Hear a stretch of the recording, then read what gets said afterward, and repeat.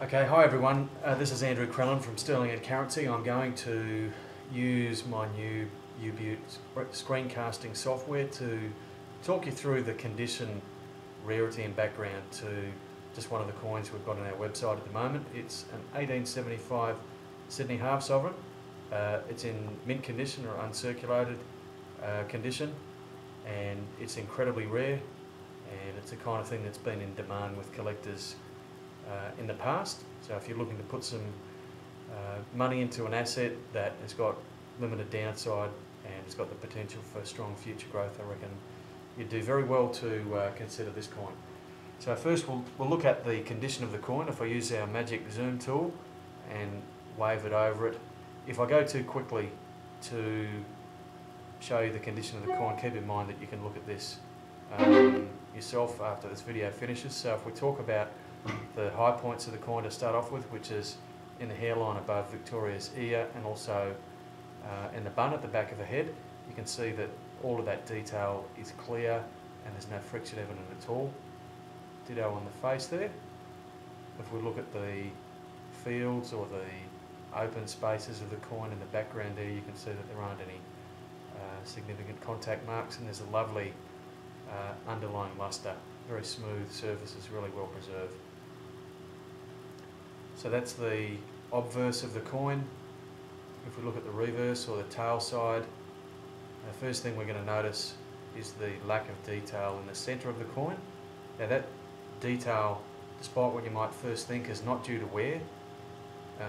It's due to a lack of strike pressure when the coin was made, so the metal didn't fill in all the little crevices. As you can see, the high points on the shield reverse young head half sovereign are around the rim, and also the high points of the crown there, and all of those remain intact.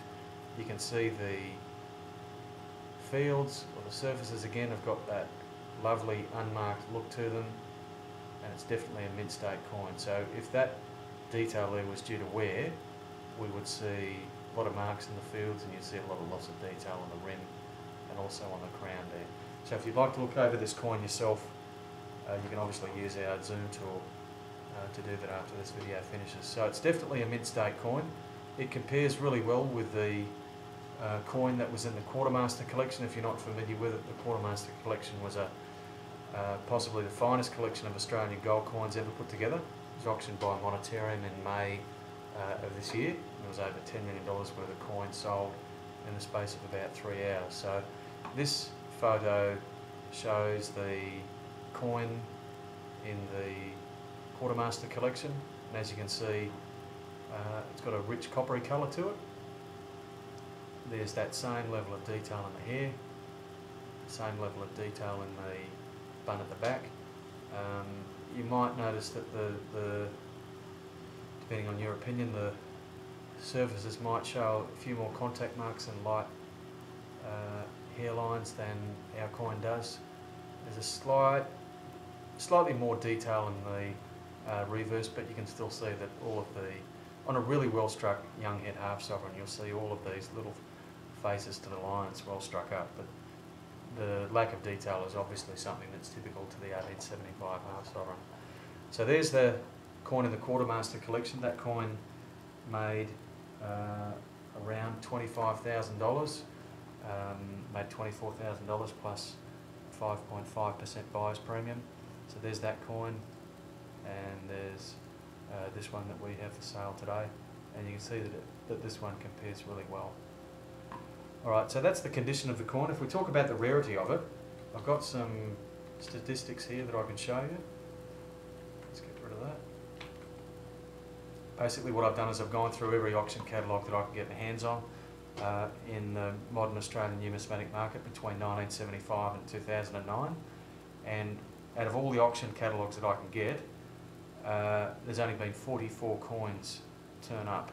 Right, now this chart shows the frequency with which they've turned up in various grades. So we've got less than fine condition, which is heavily worn, and then you've got in the middle of the range is good, very fine, which is a coin that's circulated, but it's got a reasonable amount of detail, of the major detail evident, and right up this end you've got uncirculated or mid-state.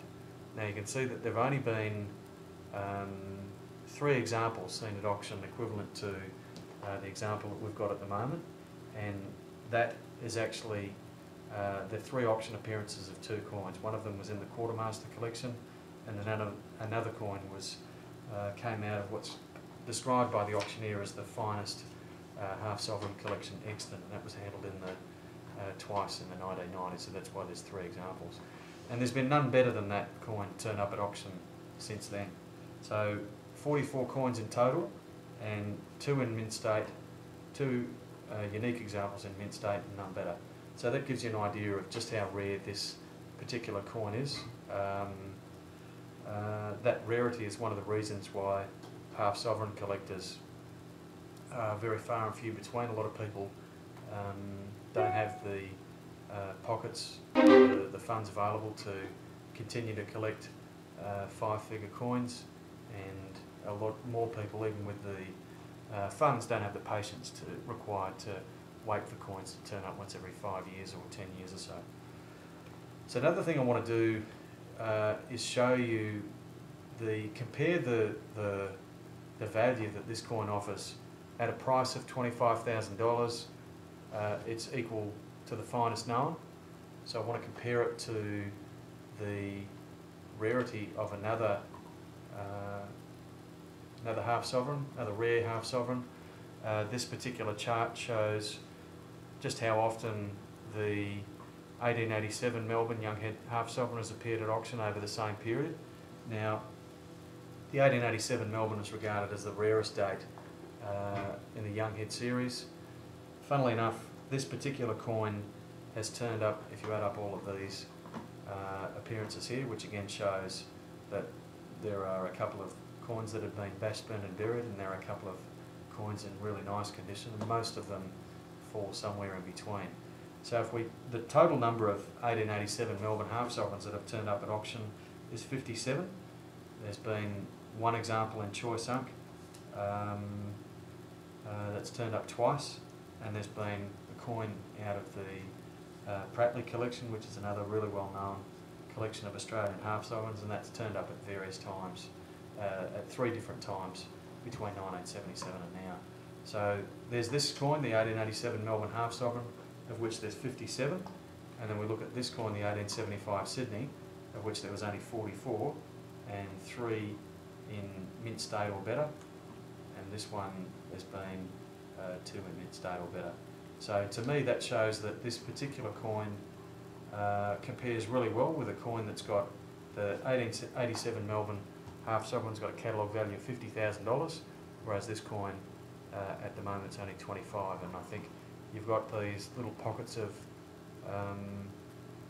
opportunity that turn up at various stages in the market, and I think that this coin is excellent buying, given the condition of it, and given just how rare it is and how well the half sovereign market's performed in the past.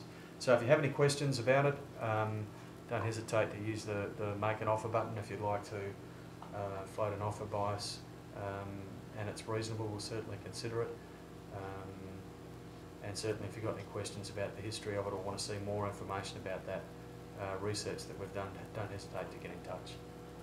Bye for now.